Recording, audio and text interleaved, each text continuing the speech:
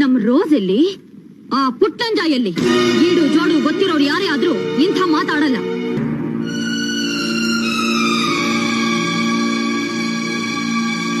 ಬಂದ ಮಗ ಬಾ.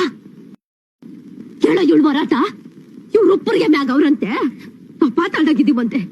ಇವ್ರ ಜಾವತೆಗಳಂತೆ, ನಾವು ಕಟುಕ್ರಂತೆ. ಇವ್ರ ಮನೆ ಕೇಳಕ್ಕೂ ನಮ್ಗೆ ಯೋಗ್ತಾ ಇಲ್ಲ ಅಂತಾಳಲ್ಲ ಇವಳು. ಎಷ್ಟು ಪೊಗರಿರ್ಬೇಕು ಇವಳಿಗೆ.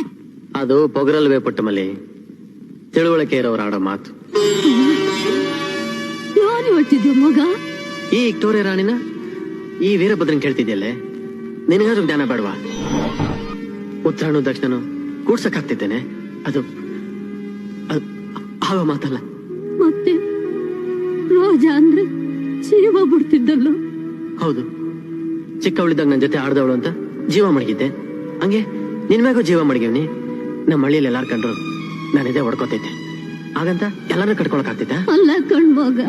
ಆಗಲ್ಲ ಆಗಲ್ಲ ಪುಟ್ಟಮಲ್ಲಿ. ಈ ಮಲ್ಲಿಗೆ ಹೂವನ ಈ ಕೈಯಾಗ ಹಿಡಿಯಕ್ ಆಗ್ತಿದ್ದ? ಈ ದಂತದ ಗೊಂಬೆನ ಈ ಗದ್ಯಾಗ ದುಡಿಯೋಗ ನೋಡ್ಕೊಳಕ್ ಆಗ್ತಿದ್ದ? ಆಗದ್ ಸಂಬಂಧನ ಕೂಡ್ಸಕ್ ಹೋದ್ರೆ ಮನಸ್ಸು ಮುರಿದೋಗ್ತೈತೆ. ಬೇಡ ಪುಟ್ಟಮಲ್ಲಿ, ಬೇಡ.